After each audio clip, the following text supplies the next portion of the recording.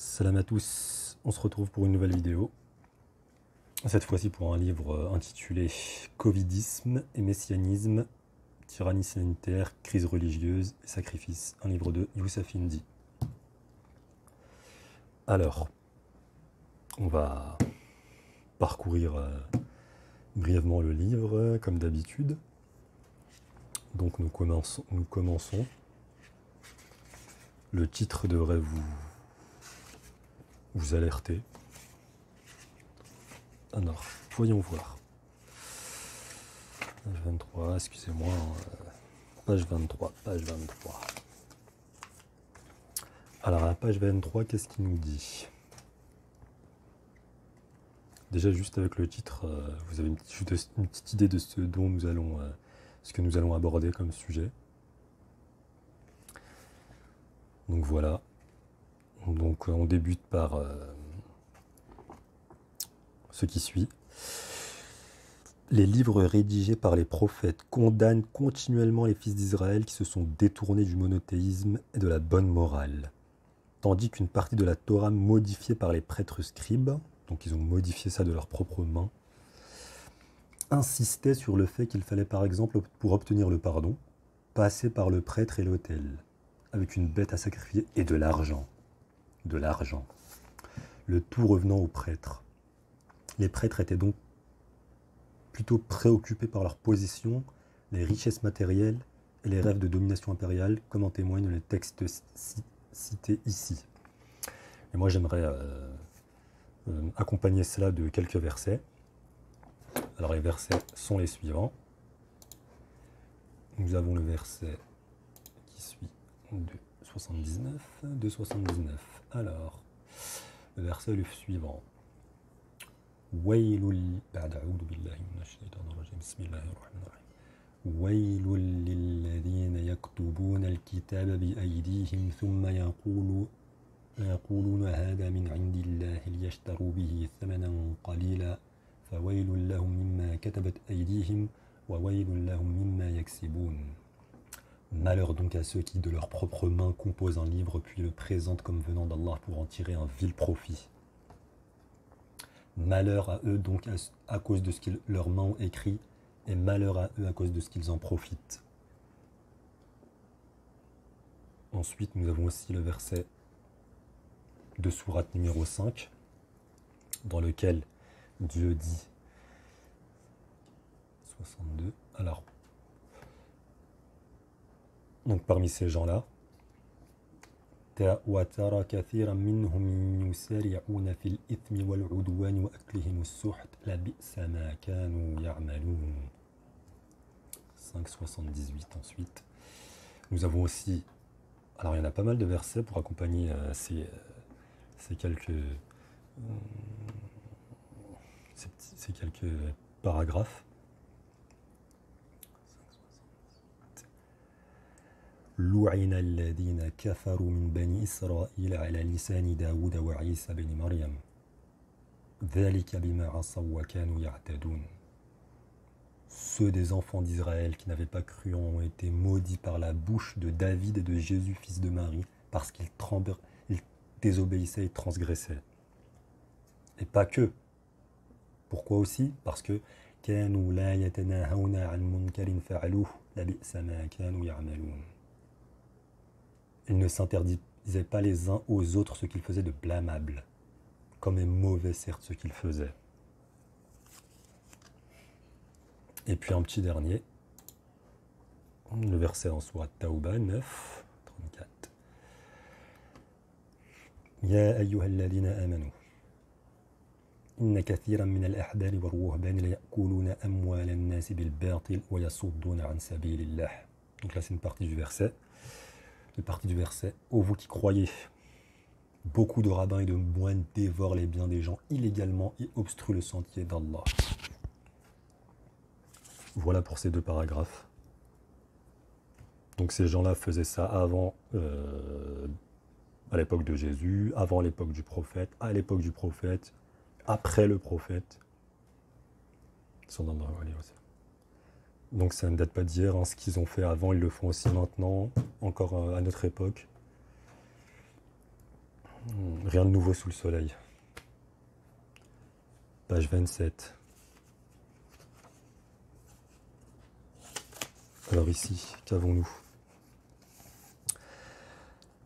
Dans le texte de la Mishnah, loi orale écrite dans le Talmud, la première codification canonique de la halacha, terme désignant la loi juive, on trouve des descriptions apocalyptiques sur les cataclysmes de la fin des temps.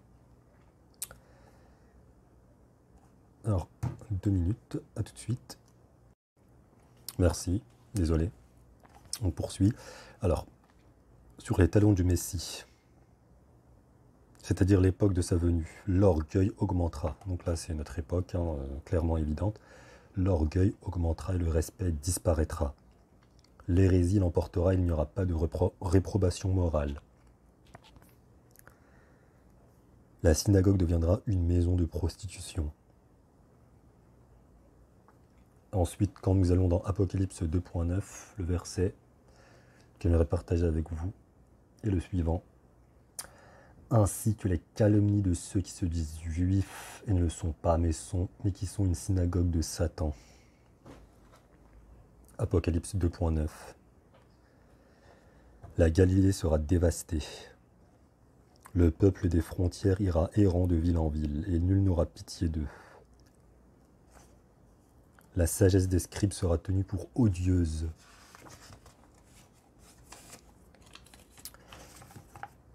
Et ceux qui éviteront le péché seront méprisés. On ne rencontrera plus la vérité nulle part. Je vais vous mince, excusez-moi. Alors, hop. Désolé, c'était plutôt les hadiths que nous avons. Les suivants, alors attendez, le hadith c'est le prophète dans un hadith parmi les signes de la fin des temps, les signes de notre époque. Alors, il dit quand le croyant au sein de sa tribu sera plus méprisé qu'une brebis chétive.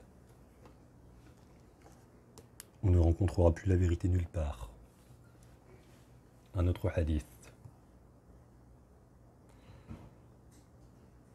Parmi les signes de l'heure suprême, on verra la science disparaître et l'ignorance s'accroître.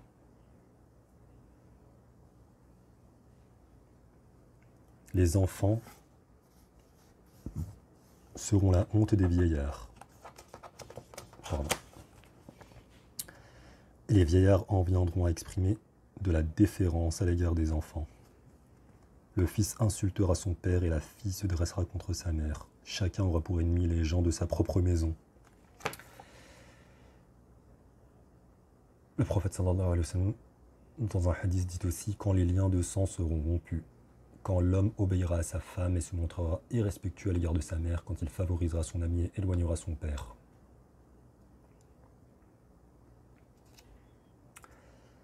Le visage de cette génération sera semblable au visage d'un chien, c'est-à-dire ce sera le règne du cynisme. En qui pourrons-nous alors nous confier sinon à notre Père qui est dans les cieux?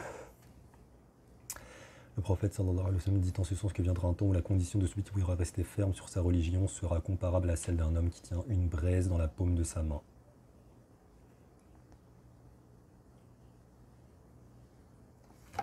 Donc voilà.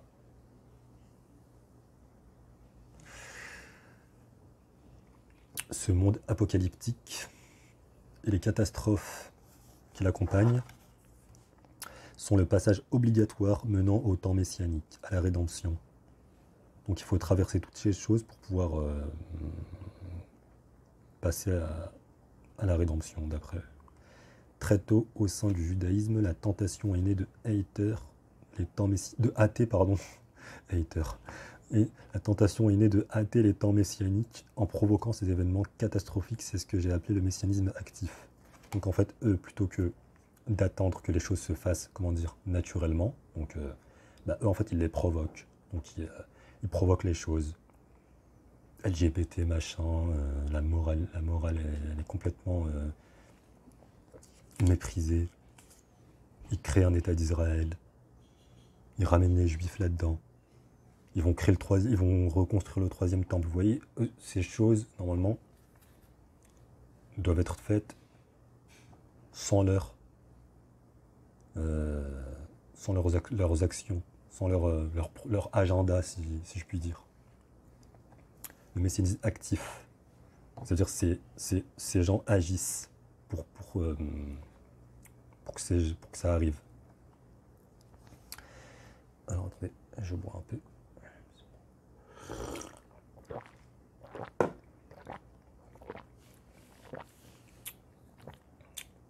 On poursuit. Hein. 31. Excusez-moi. Et cette rédemption doit advenir selon le Talmud, quand le peuple juif et par la suite l'humanité sera tombée au plus bas. Quand on sera dans un état tellement pitoyable et en détresse totale, Israël dit à Dieu, quand donc viendras-tu nous racheter? Et Dieu répondit, quand vous serez tombés au point le plus bas, à ce moment je viendrai vous racheter. Psaume. Hâter la venue du Messie revient donc à conduire activement le monde au plus bas. Et ensuite, on peut accompagner ça d'un hadith du prophète sallallahu alayhi wa sallam. L'affaire deviendra de plus en plus difficile. Alors non, c'est pas celui-ci. C'est plutôt... Alors attendez. Oui, c'est bien celui-là. L'affaire deviendra de plus en plus difficile et l'avarice des gens ne fera qu'augmenter. Dans un autre hadith, le prophète sallallahu alayhi wa sallam nous dit « La fin du monde n'arrivera pas, avant qu'Allah ne prenne les gens du bien et de la religion parmi les gens de la terre. Il ne restera sur la terre que les mauvais et ceux qui n'ont aucun bien en eux. Ils ne connaîtront pas le bien et ils ne blâmeront pas les choses blâmables. »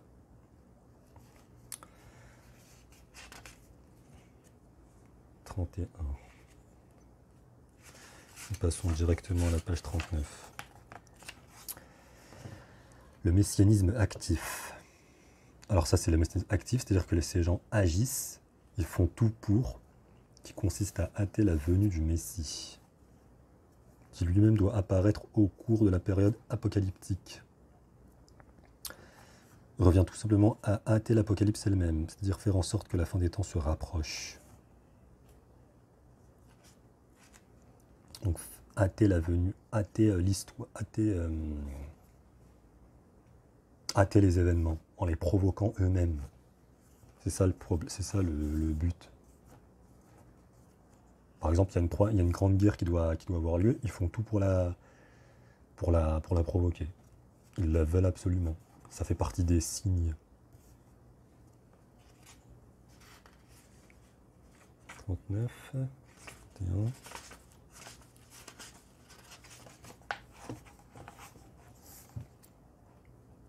Dans les siècles qui suivront, le messianisme actif, aggravé par la cabale lourianique, se répandra hors de la communauté d'Israël. Le concept de moteur historique contenu dans le messianisme lourianique se laïcisera et connaîtra des formes diverses, que j'ai étudiées par ailleurs le sionisme, le républicanisme ou encore le socialisme marxiste.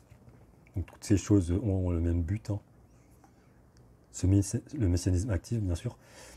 Ce messianisme actif, dans ses tendances apocalyptiques et progressistes, se révélera, accompagnera ou prolongera certains événements et catastrophes historiques majeures. Donc, tout ce qui s'est passé précédemment, c'est ça en fait. Ça fait partie de l'agenda messianiste. Donc, nous avons catastrophe historique majeure, à l'instar de la révolution de 1789, donc en France. La révolution bolchevique de 1917, la Seconde Guerre mondiale 39-45, la chute du mur de Berlin en 89 et aujourd'hui la pandémie de Covid-19 2020 qui est en train d'accoucher d'une nouvelle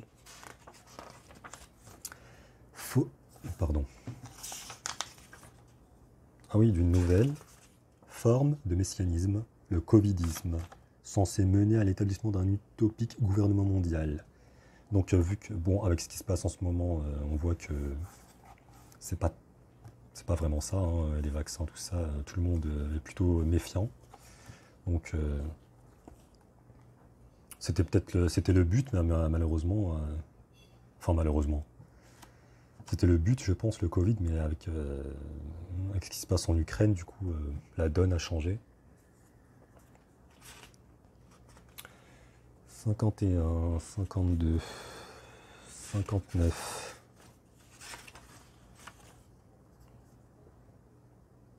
L'Organisation mondiale de la santé est sous le contrôle de Bill Gates. Donc le mec qui, à la base, son domaine c'est l'électronique, tout ça. On a confié ça à Bill Gates, des multinationales pharmaceutiques qui se gavent des puissances étatiques anglo-américaines.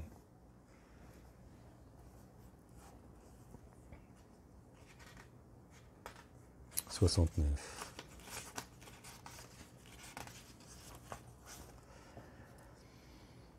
En 2010, il déclarait sur la chaîne, alors qui c'est ça, Jack Attali. En 2010, il déclarait sur la chaîne de télévision publique Sénat qu'il rêvait de voir Jérusalem devenir la capitale de la planète qui sera un jour unifiée autour d'un gouvernement mondial. Donc c'était Londres, ensuite Washington et maintenant Jérusalem.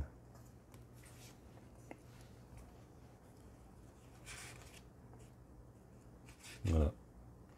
69.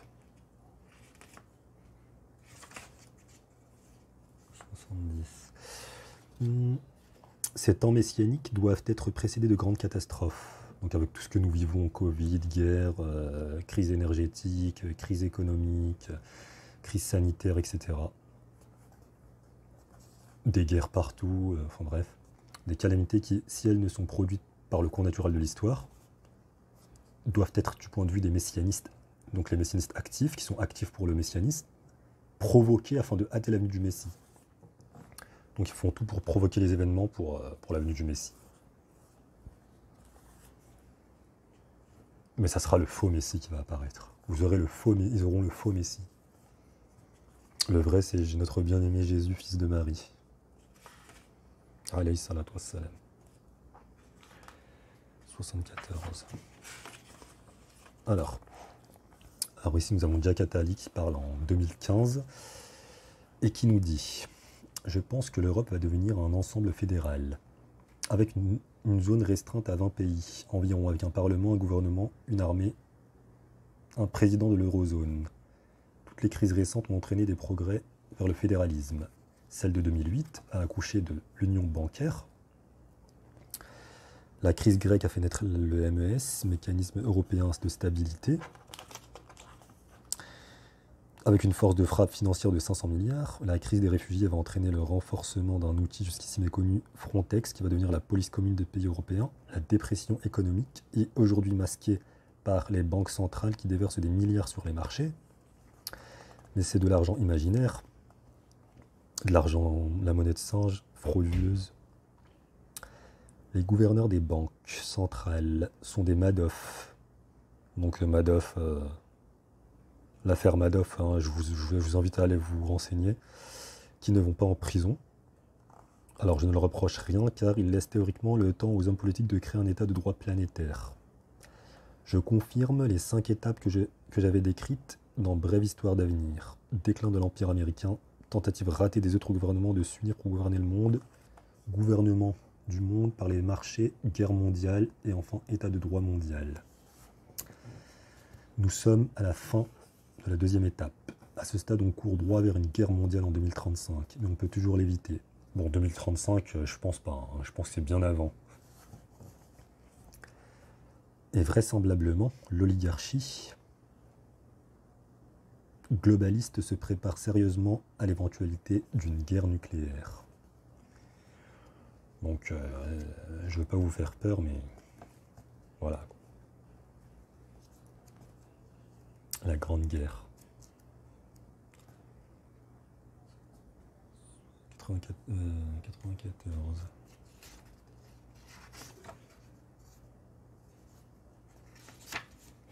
Excusez-moi, passons à la page 94. La suivante. La coïncidence de la crise financière et de l'apparition du Covid-19 a permis de masquer la responsabilité des banquiers en faisant porter le chapeau au virus. Donc, problème, réaction, solution, c'est toujours la même chose, toujours le même schéma. Ils créent un problème et ils donnent une solution. ils font porter le chapeau. Voilà. Je rappelle encore que l'objectif des banquiers nationaux est l'appauvrissement des masses, pas leur prospérité. Le hasard a voulu que le Covid permette précisément l'accomplissement du projet de la finance internationale. Donc pour ces gens-là, le Covid, c'était parfait. Hein.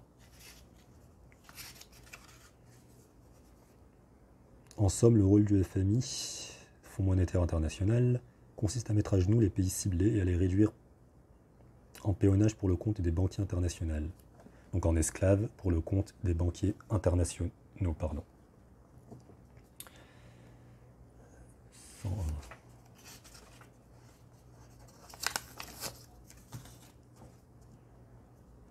Quant aux classes sociales les plus basses, le projet, comme je l'ai dit précédemment, c'est leur réduction en esclavage.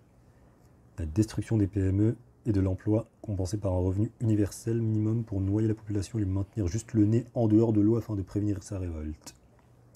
Le Covid-19 est le prétexte de tout trouver pour imposer ce revenu universel en Occident. Donc les classes moyennes, comme d'habitude, vont morfler. Hein.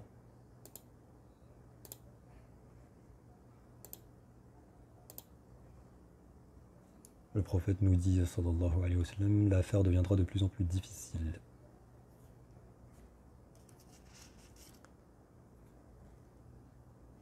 Et l'avarice des gens ne fera qu'augmenter. Patientez en effet, chaque époque à venir est pire que celle qui la précède, et cela jusqu'à ce que vous rencontriez votre Seigneur. Donc patience.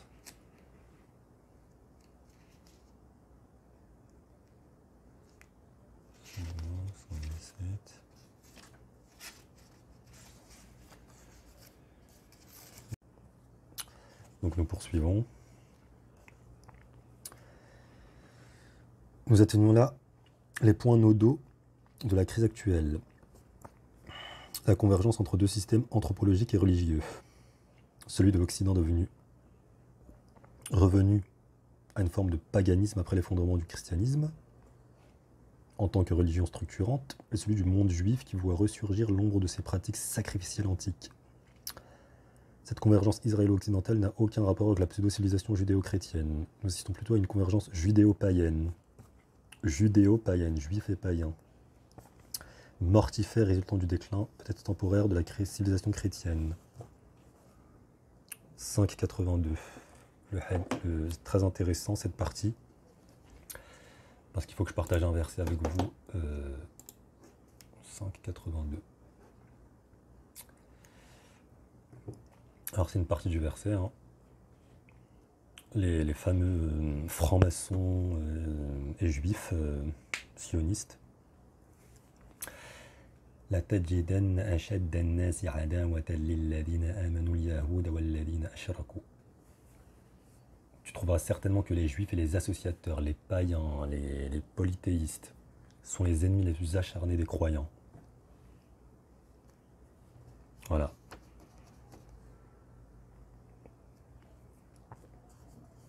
Dieu nous avertit. Hein.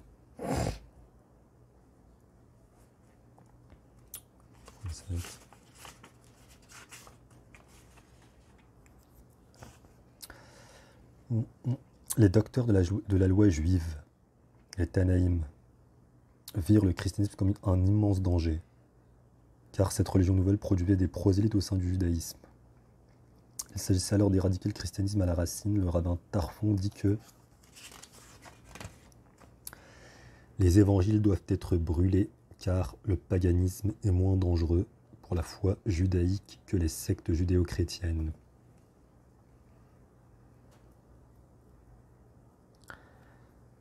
D'ailleurs, donc on a presque fini. Hein. Le peuple juif sacrifié par ses maîtres. Nous imaginons souvent que les élites juives, qu'elles soient rabbiniques, sionistes, intellectuelles, oligarchiques, forment un ensemble compact avec le peuple juif. On pense que nous, ils sont tous ensemble soudés les uns aux autres, alors que pas du tout. Or, ces élites n'ont jamais hésité à envoyer les juifs de base en première ligne, ni à les instrumenter ou à les sacrifier. Par exemple, au début de la Seconde Guerre mondiale, en 1939 et 1940, les riches juifs les intellectuels et les artistes ont pu fuir l'Europe pour les États-Unis, tandis que les juifs pauvres se sont vus refuser l'entrée sur le territoire américain pour être envoyés en Palestine occupée afin de gonfler démographiquement les colonies juives. Voilà la triste réalité.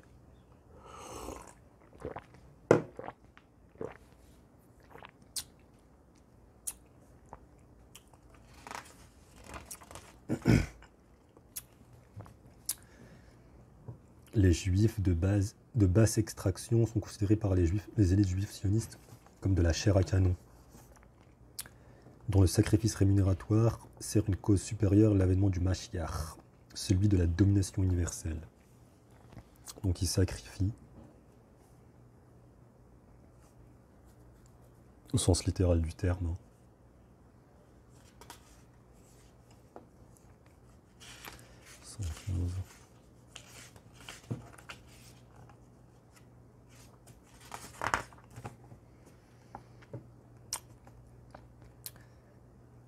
Nous avons vu qu'il y avait une volonté des élites occidentales de détruire par le confinement l'économie sous couvert de lutte contre le Covid-19.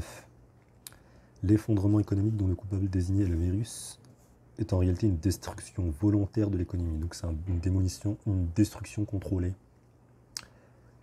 Une destruction volontaire de l'économie réelle par l'économie fictive. La finance spéculative dont les tenants contrôlent la politique économique de nombre de pays occidentaux.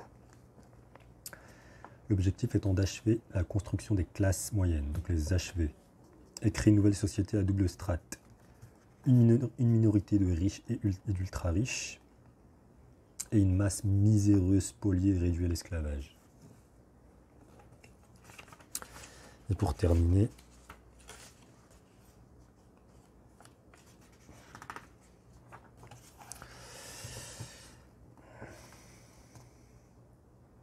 il ne s'agit pas de sacrifier une partie de la population pour sauver la majorité, mais plutôt pour sauver les dirigeants et l'oligarchie. Donc quand il y a des soucis, quand ils ont des soucis, c'est pas de vous sauver vous, ils en ont rien à foutre de vos beaux yeux, hein. C'est uniquement pour leur propre gueule, hein. Vous pouvez crever, ils en ont rien à foutre. Enfin je sais pas. Pas de sauver la majorité, non. Pas du tout. C'est plutôt sauver les dirigeants et l'oligarchie. Voilà. Donc, je vous mets le livre en description, hein, si vous êtes intéressé à le lire. Que vous soyez mis au courant et alerté et averti. Donc, voilà.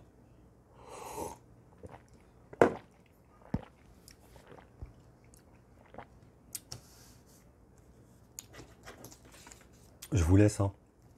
Je vous remercie d'avoir regardé la vidéo. Je vous dis salam, à plus tard.